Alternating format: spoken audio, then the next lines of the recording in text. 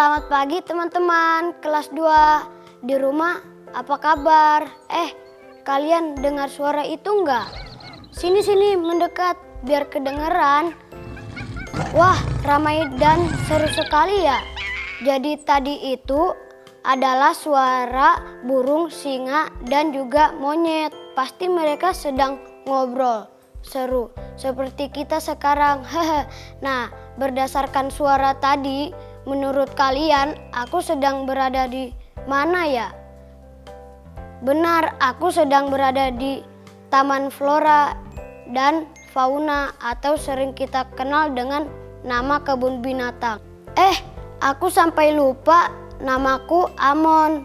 Pasti kemarin adikku Susan sudah menyebut namaku ya?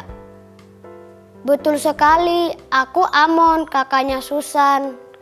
Nah, hari ini adalah giliranku menemani kalian semua belajar dan berlatih. Aku jamin hari ini pasti luar biasa seru. Tunggu, ini tuh hari apa ya teman-teman? Kalau kemarin hari Senin berarti hari ini hari... Oh iya, hari ini hari Selasa. Nah, di hari Selasa ini kita akan sama-sama belajar sambil mengeksplor tentang binatang dan tumbuhan istimewa di sekitar kita. Kalian pernah dengar tidak? Ada binatang yang disebut sebagai harimau Sumatera atau orang utan Kalimantan atau badak ujung kulon. Kenapa ya disebut begitu?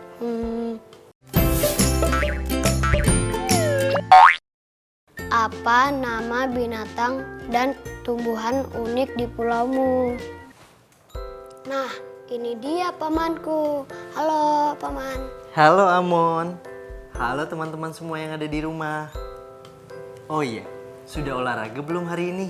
Kalau jalan kaki ke sini dari rumah sudah terhitung olahraganya belum paman? Bisa. Tapi kalau begitu ayo ikuti gerakan paman sebentar ya. Teman-teman di rumah juga bisa sambil mengikuti kok. Tidak susah loh. Ayo, sudah siap? Siap paman. Ayo kita mulai ya. Oke. 1, 2, 1, 2. Sudah. Kalian semua yang di rumah sudah mengikuti kan? Langsung berasa segar ya paman. Tapi jadi haus paman. Ya udah, kalau gitu kita minum dulu ya. Amon bawa botol minumnya kan? Bawa dong paman. Paman, itu apa sih? Oh, itu foto selembaran tanaman langka di Papua. Wah, boleh aku lihat paman? Boleh dong Amon. Teman-teman semua juga di rumah sambil dilihat ya gambarnya. Cantik sekali ya. Apa nama tanaman ini paman? Itu namanya anggrek hitam Papua. Dinamakan begitu karena ia banyak ditemukan di alam Papua dan membuatnya menjadi tanaman khas Papua. Oh, begitu. Disebut anggrek hitam Papua. Memang karena adanya di Papua ya paman? Sebab ada juga loh anggrek hitam Kalimantan. Bentuknya sama kan paman? Kita lihat sama-sama ya. Nah, terlihat kan? Keduanya adalah sama-sama berjenis anggrek, tapi memiliki tampilan yang berbeda. Iya paman, yang Kalimantan berwarna hijau dengan hitam di tengah kelopaknya. Sementara yang Papua berwarna hitam di seluruh kelopaknya. Benar Amon, jadi sudah terbayang kan betapa kayaknya dunia flora dan fauna kita? Berarti sama juga dengan sebutan harimau Sumatera atau badak ujung kulon dan lain-lain. Benar sekali Amon, setiap pulau di Indonesia memiliki aneka ragam binatang dan tumbuhan yang istimewa yang banyak ditemukan di pulau tersebut. Jadi setiap pulau, terutama pulau-pulau besar di Indonesia pasti memiliki binatang dan tumbuhan yang khas ya paman. Dan kita mesti bangga untuk hal itu, Amon. Ternyata pulau tempat kita tinggal masing-masing menyimpan beragam binatang dan tumbuhan unik. Luar biasa kan betapa kayanya dunia flora dan fauna kita? Apalagi contohnya, Paman. Kita lihat sama-sama ya, ini contohnya. Pulau Jawa dengan tumbuhan edelweissnya, Sulawesi dengan burung julangnya, orangutan di Kalimantan, badak bercula satu di ujung Kulon, komodo di NTT, anggrek hitam di Papua, dan masih banyak lagi. Wah, hebat! Oh iya, Amon tahu nggak? Ada lagi satu binatang khas dari Papua yang orang tuh nggak banyak yang tahu. Apa tuh, Paman? Sebutan lainnya adalah mantel emas. Mantel emas kok seperti judul buku cerita aku ya? Nah, pas sekali. Kalau begitu, langsung saja ya. Kita bacakan ceritanya.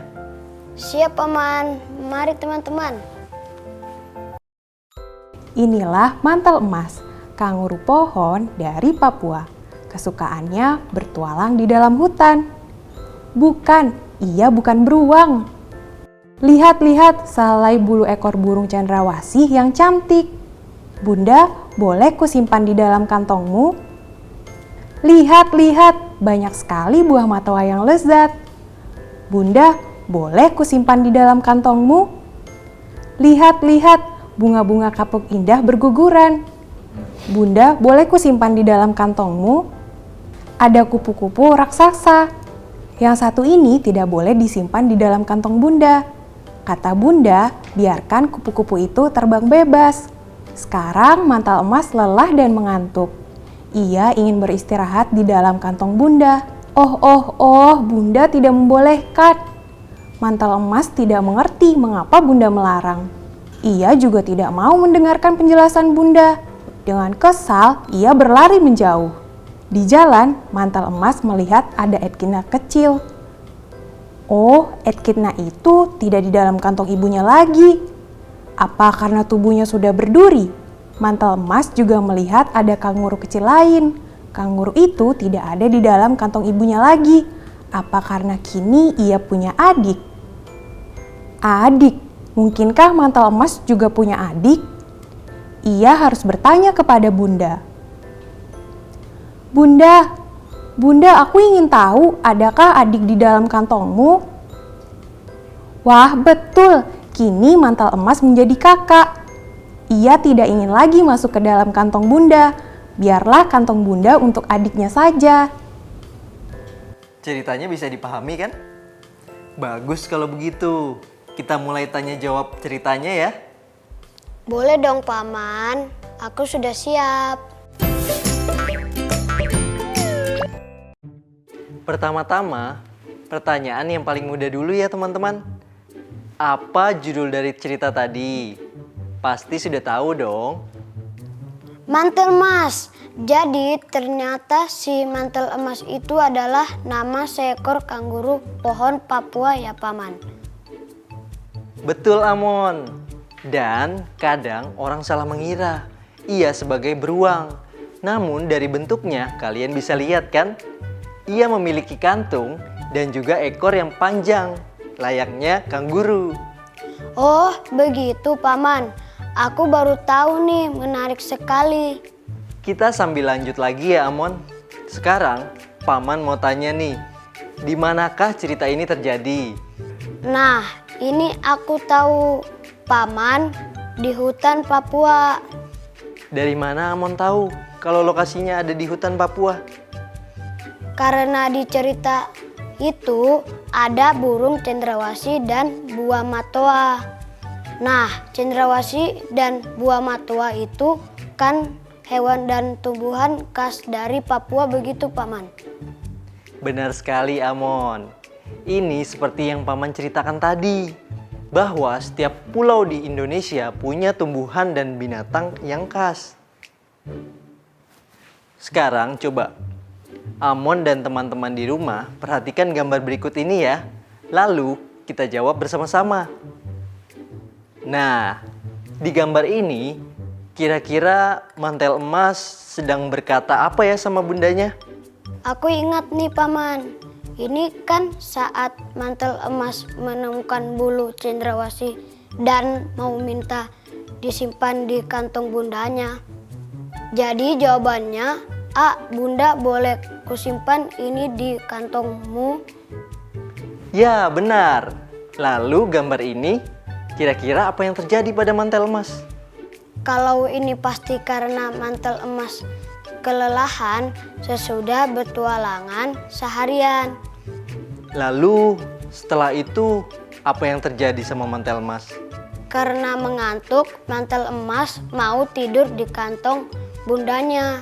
Tapi bunda tidak memperbolehkan mantel emas langsung ngambek. Waduh, kenapa langsung ngambek? Memangnya mantel emas sudah dengar alasan bunda tidak memperbolehkan? Nah, itu dia Paman. Mantel emas pergi begitu saja tanpa mendengarkan. Amon pernah begitu nggak sama mama? Enggak dong, Paman. Aku selalu mendengar mamaku. Anak pintar. Lengkapi titik-titik kalimat ini. Berikut ini dengan kata bertualang. Kantong, kangguru, atau cendrawasih. Kalian siap? Kita mulai ya. Kesukaannya titik-titik di hutan. Kesukaannya bertualangan di hutan. Benar. Lalu yang kedua, sehelai bulu ekor titik-titik yang cantik.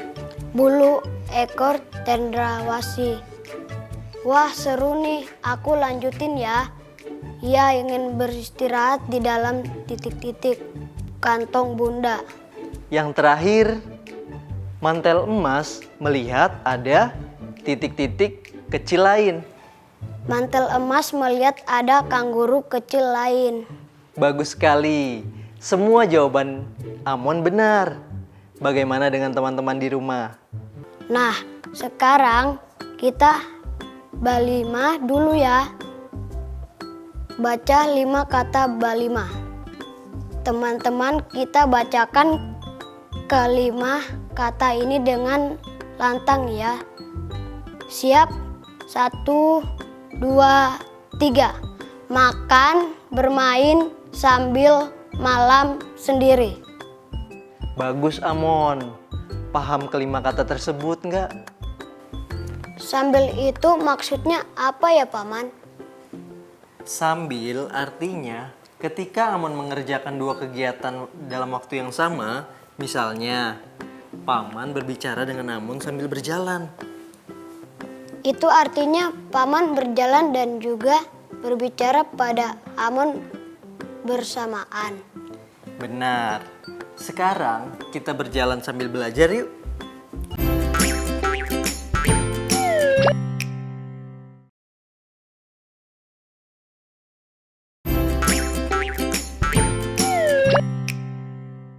Paman, kalau Amon bilang botol minum Amon lebih pendek dari botol minum Paman, yang benar tidak ya? Gini. Gimana kalau langsung kita bandingkan saja? Wah, iya benar Paman. Botol ini lebih pendek. Oke, sekarang begini. Kebetulan Paman punya penggaris. Nih, Amon bisa lihat berapa panjang penggaris ini. 30 cm Paman. Nah, menurut Amon, botol minum Amon lebih dekat ke 15 cm atau 30 cm. Wah, susah mengiranya Paman. Begini, 30 cm itu setengahnya berarti 15 cm. Berarti segini kan panjangnya? Iya. Kira-kira botol minum Amon lebih dari 15 cm atau kurang? Lebih Paman. Kalau botol minum Paman, Perkiraanku kira-kira 30 cm Paman. berarti botol minum Amon di atas 15 cm dan botol minum Paman kira-kira 30 cm. Oke, kita hitung ya. Tepatnya botol minum Amon adalah 20 cm dan botol minum Paman 25 cm. Wah, jawabanku salah satu. Tidak apa, tapi paling tidak Amon sudah benar mengiranya bahwa botol minum Paman lebih panjang daripada botol minum Amon. Berarti botol minum Amon lebih dekat ke 20 cm dan botol minum Paman tepat 25 cm. Begitu ya Paman? Benar. Sekarang karena sudah nggak penasaran soal ukuran botol lagi, kita belajar tentang jarak dan letak yuk. Baik Paman. Sebelumnya kita berdiri dulu yuk. Lalu tepuk tangan 1 kali sambil menutup mata. Hah? Supaya apa Paman? Dicoba dulu saja. 1, 2, 3.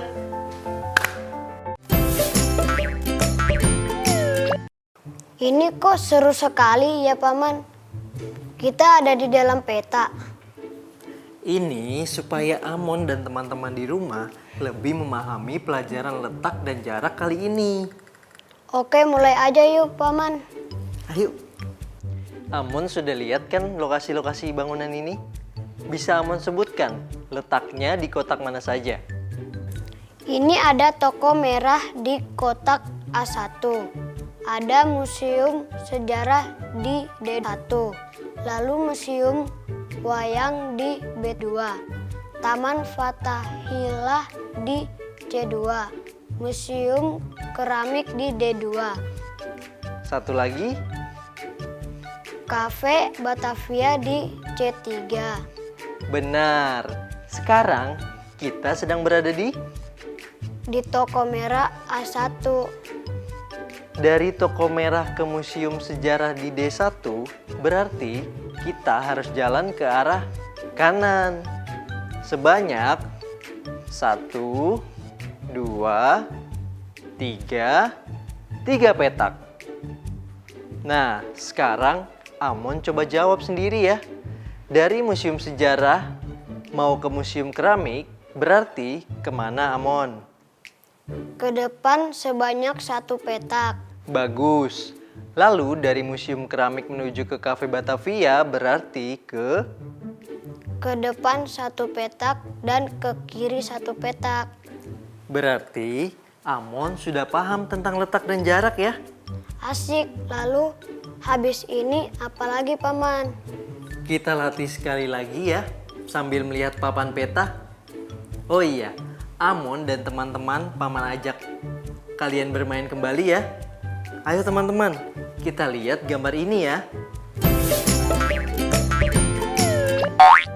Amon lihat papan ini ya. Papan ini berisi berapa kotak Amon? 1, 2, 3. 16 Paman. Dan ada berapa lokasi taman? Ada 4 taman. Taman hijau, taman ungu, taman kota, taman kuning. Nah, anggap saja bidak catur ini adalah Amon yang mau jalan ke sebuah lokasi. Sambil Amon menjawab, Amon bisa jalankan bidak ini sesuai lokasi yang mau dituju. Teman-teman di rumah boleh sambil latihan juga ya bersama Amon. Kita mulai ya. Bagaimana perjalanan dari taman hijau ke taman kuning?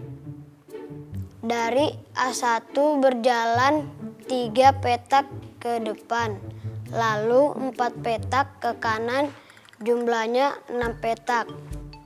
Bagus. Lalu, kalau dari taman ungu ke taman kota, dari D1 berjalan 2 petak ke depan, lalu 2 petak ke kiri, jumlahnya 4 petak.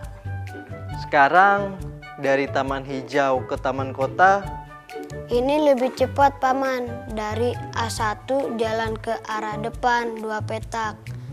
Lalu ke kanan 1 petak, jumlahnya 3 petak.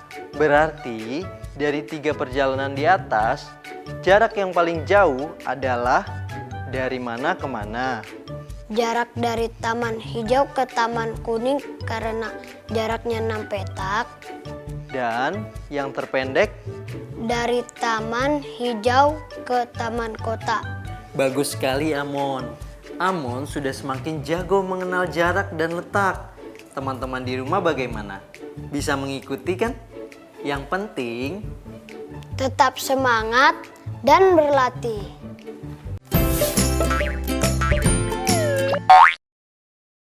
Teman-teman, coba lihat. Aku lagi meneropong gunung-gunung yang jauh di sana.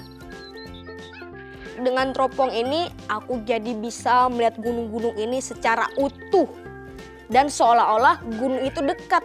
Hebat ya? Nah, hari ini aku akan bantu teman-teman untuk proyek akhir minggu ini membuat model gunung berapi. Oh iya, kalian bisa minta didampingi orang dewasa untuk membuatnya ya. Misalnya kakak, ibu, ataupun ayah kalian. Aku akan membuat model gunung berapi dengan menggunakan bubur kertas koran. Nah, ini dia bahan-bahannya dan alatnya. Kertas koran, tepung kanji atau tepung tapioka, air, garam. Nah, itu adalah bahan-bahan utamanya.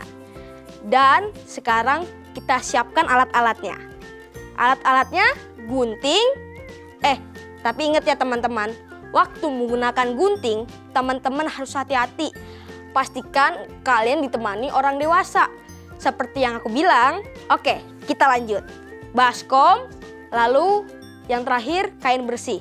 Tidak selalu baru ya teman-teman, nanti akan kotor juga. Nah, sudah lengkap ya alat-alatnya.